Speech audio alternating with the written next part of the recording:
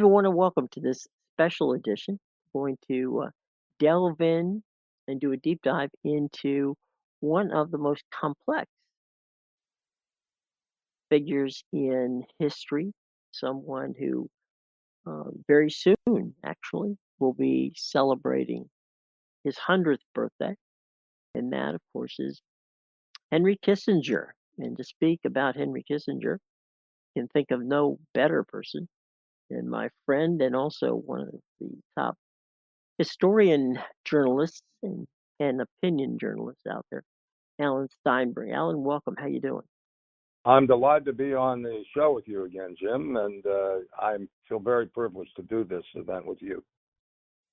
Well, it's my privilege and to speak to someone who has done such a magnificent job of chronicling everything that made up and has made up one of the most complex people in United States political history.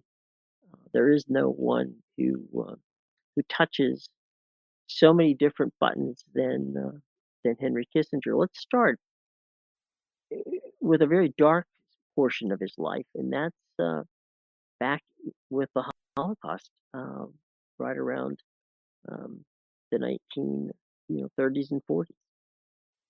Henry Kissinger was actually fortunate enough to be an escapee from the Holocaust. He and his family came over to New York City in the very late 30s. I believe it was 1938.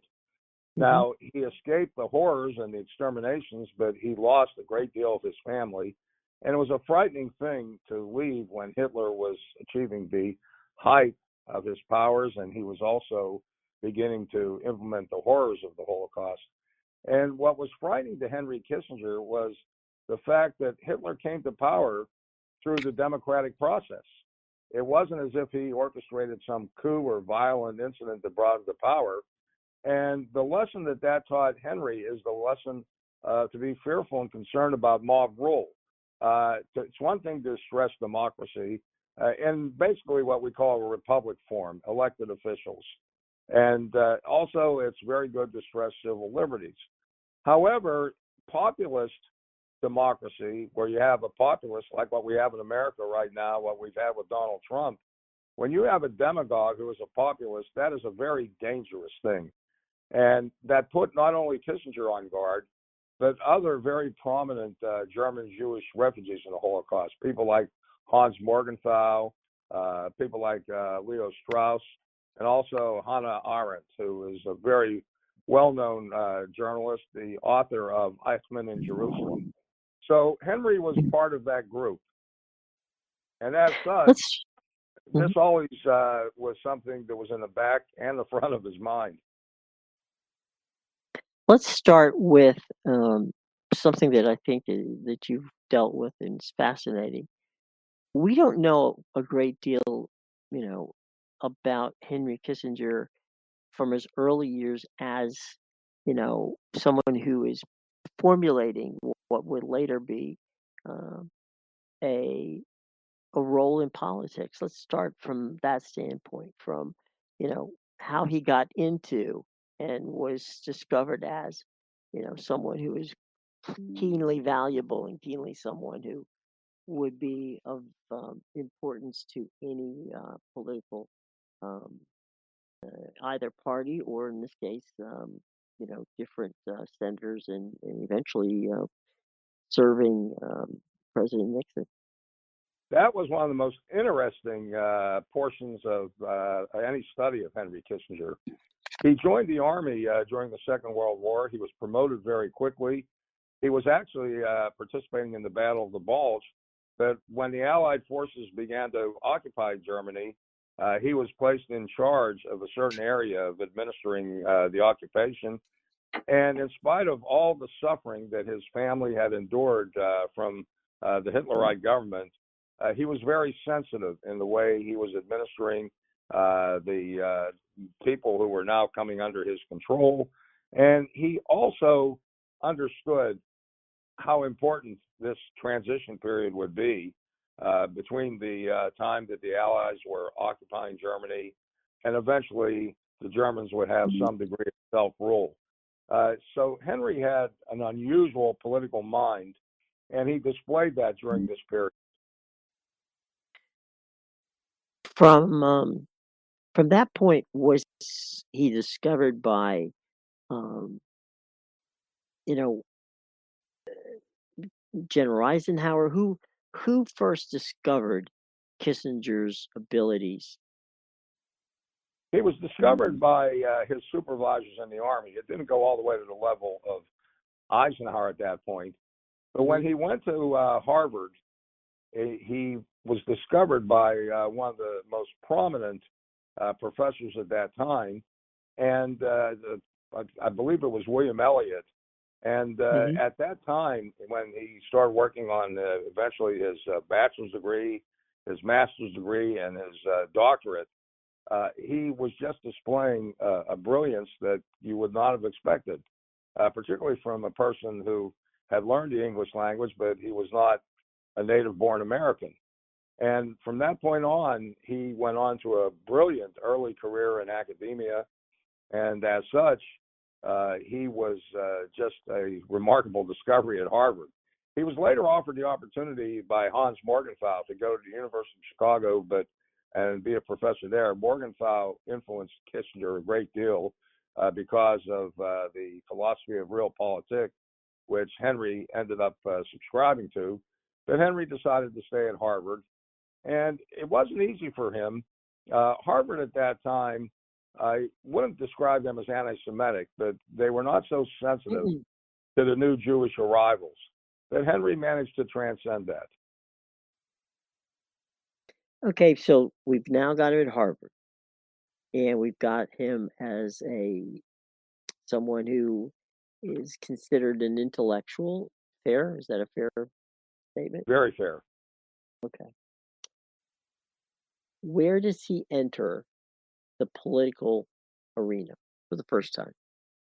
He basically gets involved with Nelson Rockefeller, and he gets Okay. involved with the Council of Foreign Relations.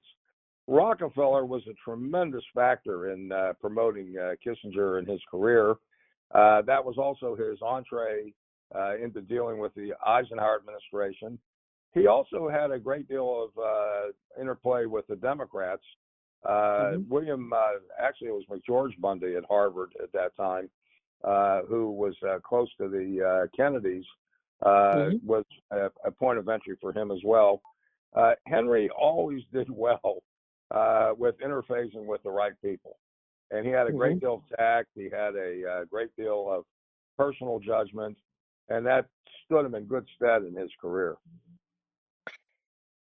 So he's now moving up the ranks. He's identified by both Democrats and Republicans as someone who is valuable.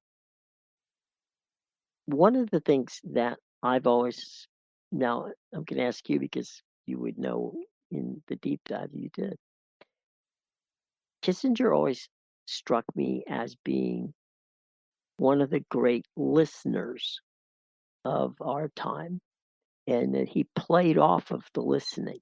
So, in other words, you would see him lean in, listen, and almost like a computer, be able to read the room or read what was going on and give, almost an instant analysis of it. Is that a fair comprehension of what he did, or was that maybe giving him a little too much credit in that regard? Well, he was a great listener. You're absolutely correct. But he also was very great in the way he gave responses. And Hmm. he knew the value of media. So in 1958, when it was after he had started writing about his view that we should not have a philosophy of mutual assured destruction Hmm. that could lead to a paralysis internationally, or at worst, it could lead to an all-out nuclear war that would destroy civilization. So when he started talking about the possibility of limited war with tactical nuclear weapons and conventional forces, he was interviewed on television by Mike Wallace in 1958.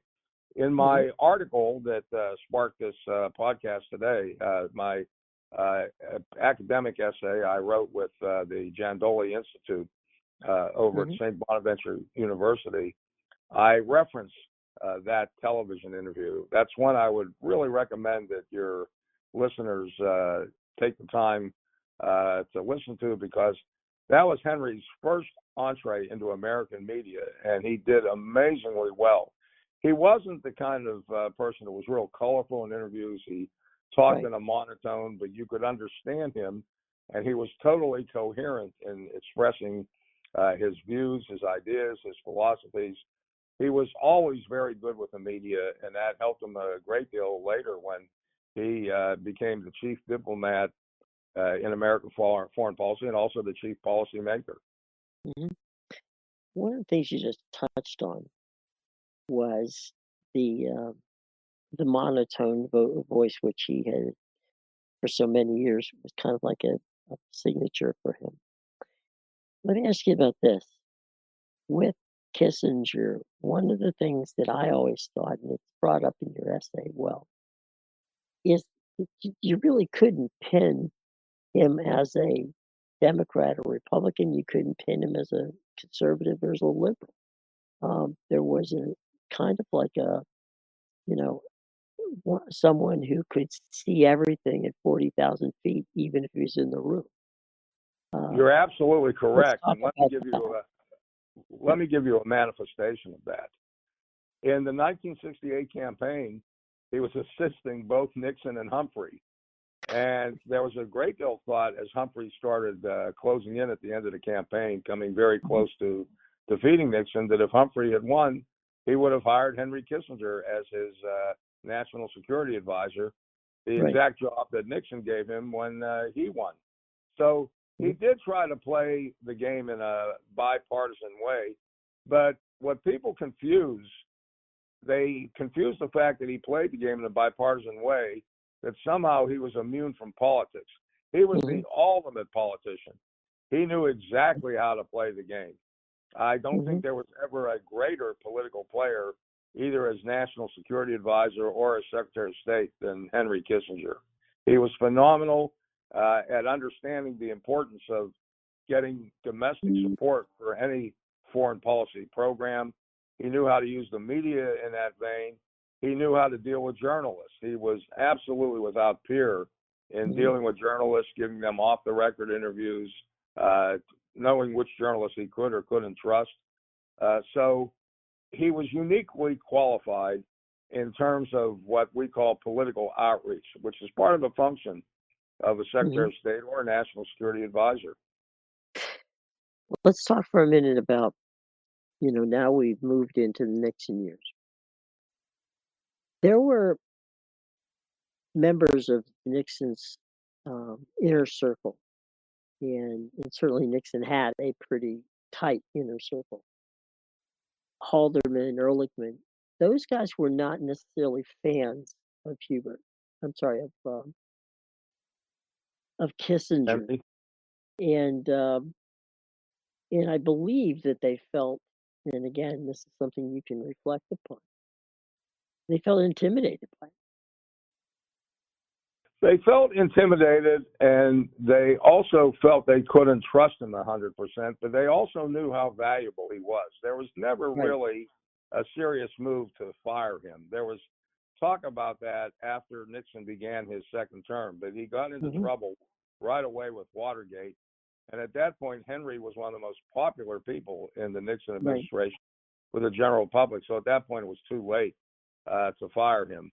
But Henry was a person that could be intimidating because he knew so much that he Right. could just overwhelm you in debate. One of the things he did very effectively was when he was national security advisor and Bill Rogers was Secretary of State. He Hmm. really made sure that Rogers, in effect, was out of the loop. He Hmm. ended up basically being an administrator at the diplomatic level, but Henry was first among equals in terms of advising Nixon on foreign policy and in terms of playing the big diplomatic role. It was Kissinger, excuse me, that Nixon sent to China. It was Kissinger that Nixon always first brought into the loop on big foreign policy issues. So even though there was suspicion and mistrust of him, he was probably the most secure person in the Nixon administration. True. Let's talk for a second. You just touched on it. Would you say that his biggest accomplishment as um, Secretary of State was to open the door to China? Yes, in my essay I talk about two accomplishments in particular: Hmm. opening the door to China, bringing them into the community of nations. His diplomatic work was superb. However, it is very important to note, for the sake of history, that the author, the strategist of bringing China into the community of nations, was not Kissinger, it was Nixon. Nixon had Hmm. written an article in 1967 called Asia After Vietnam, and he Hmm. stressed the importance of finally getting China in a position of communicating with the Western powers. That surprises a lot of people because Nixon is thought of as part of the China lobby that was very close Hmm. to Chiang Kai-shek. He was very emphatically an anti-communist. But more than that, however, Nixon was a great believer in real politics, the politics of realism. They say to be a good politician of realism, you have to be a statesman. And the statesman recognizes the world the way it is. A moralist politician usually is not a statesman because a moralist has a problem with accepting the way things are. But Nixon could do that. And as such, Kissinger, who also was a foreign policy adherent of realpolitik, was able to work very well with Nixon. They were ideologically 100% compatible, and they made a great team on China because it was Nixon who had come up with the insight, and it was Kissinger who administered the transition. The other great accomplishment of Kissinger was one where he really ended up being the chief policymaker as well, and Hmm. that was bringing the Yom Kippur War to a conclusion because at that point, Nixon was really besieged by Watergate. He was spending Hmm. most of the day dealing with Watergate issues. There were times when he was inebriated, and Kissinger Hmm. had to act quickly and make a lot of decisions. And he was very sage in the way he handled the Yom Kippur War. He knew that the Hmm. Arabs and Israelis were not yet ready for face to face negotiations. So he formulated a step by step approach where they would try to have some interim confidence building measures where you wouldn't really need direct talks. But Hmm. eventually, it led to more and more confidence on the part of each side, so much so that I think most historians will give Kissinger the credit for the agreement that ended the Yom Kippur War, which, after Nixon and Kissinger left office, laid the groundwork for Egypt and Israel to recognize each other and to Hmm. establish permanent diplomatic relations, which was one of the great accomplishments in diplomacy in modern times. But Hmm. not only that, Kissinger was involved in shuttle diplomacy. He was always flying between Cairo and Jerusalem, Hmm. Damascus and Jerusalem. And he really was in a situation with Syria where at the beginning the prospects were he'll never be able to reach an interim agreement with Syria. But he did, and what's remarkable is the disengagement agreement on the Golan Heights, which finally came to fore. That agreement has lasted now for a total of 48 years.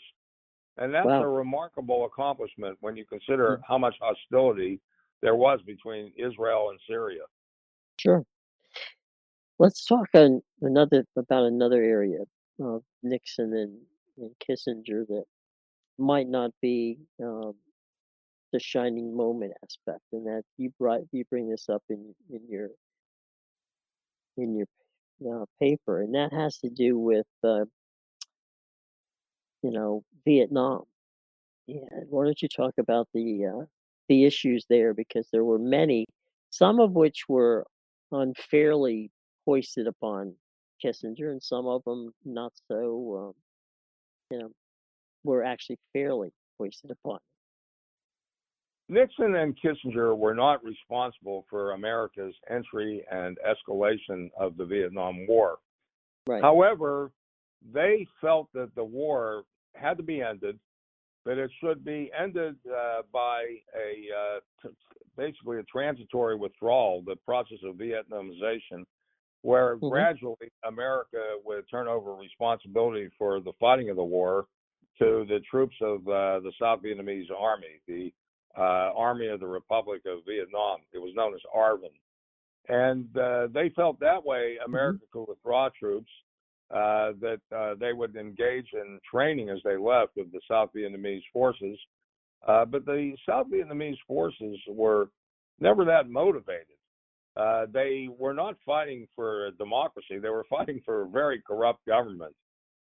So after America finally withdrew permanently after the prisoners of war were released in 1973, it didn't take longer than 2 years for the North Vietnamese army to enter Saigon, conquer all of Vietnam. And what Kissinger and Nixon had tried so hard to avoid, they tried to avoid an ignominious defeat, but that's what happened.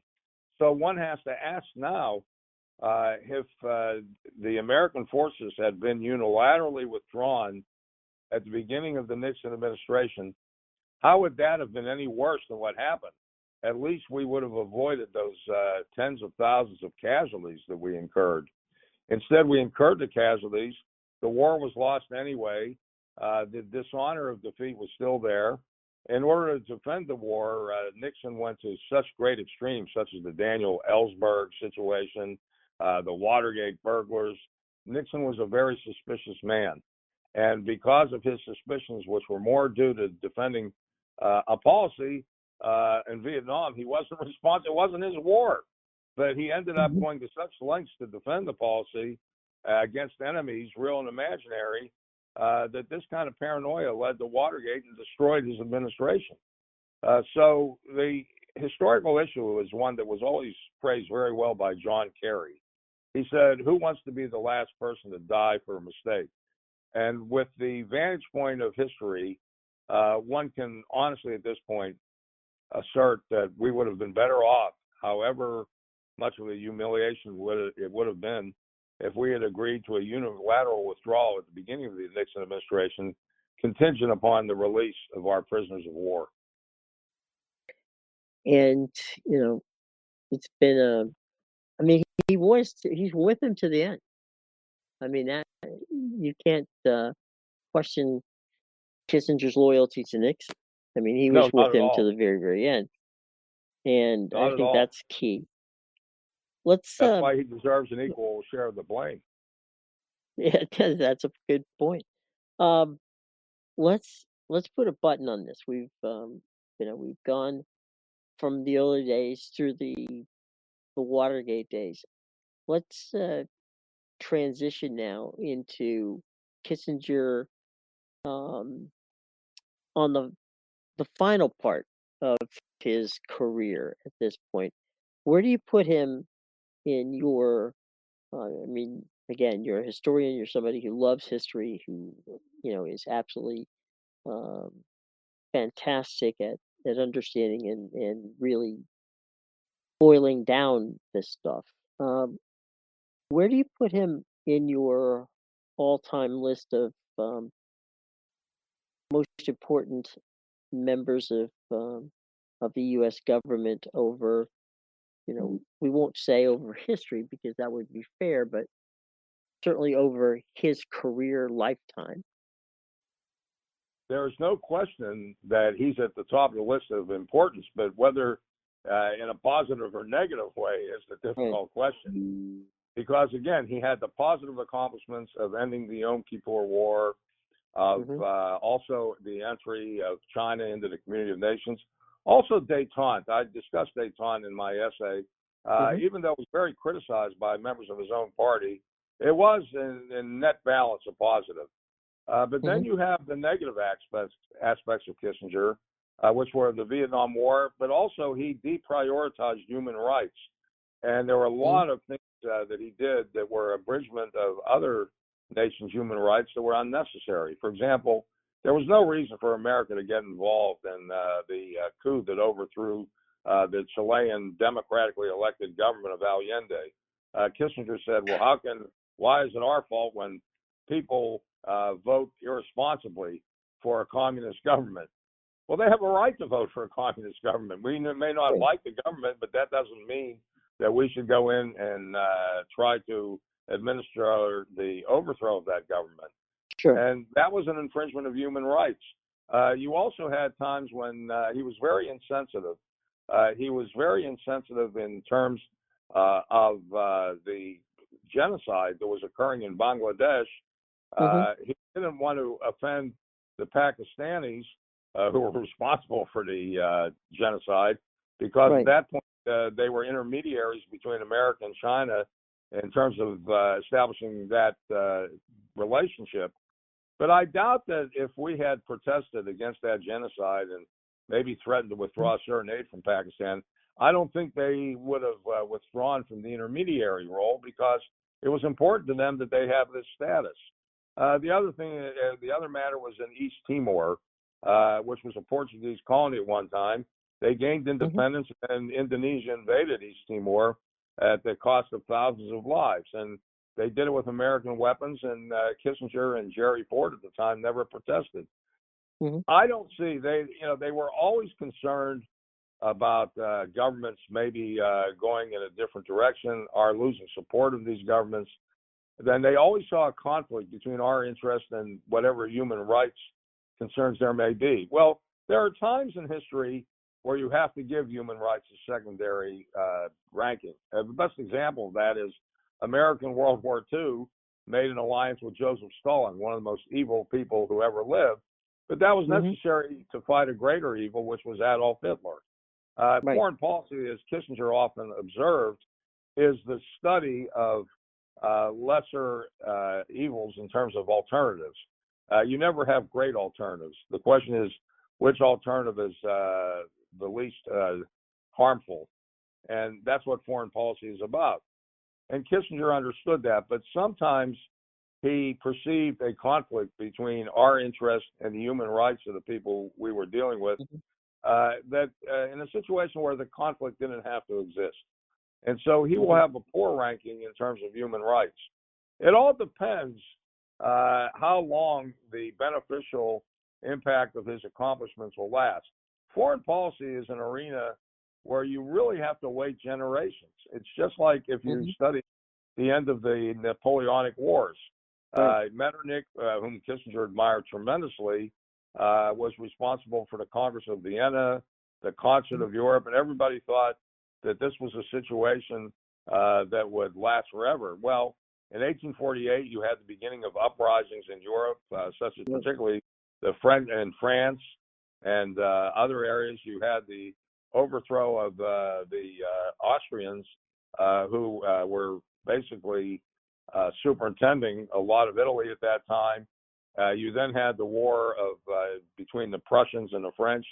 So what looked like basically a permanent peace at the time of the Congress of Vienna and the Concert of Europe vanished, because you never know in foreign policy. We don't live in a static world. We live in a world where economic relationships, diplomatic relationships are always in transition.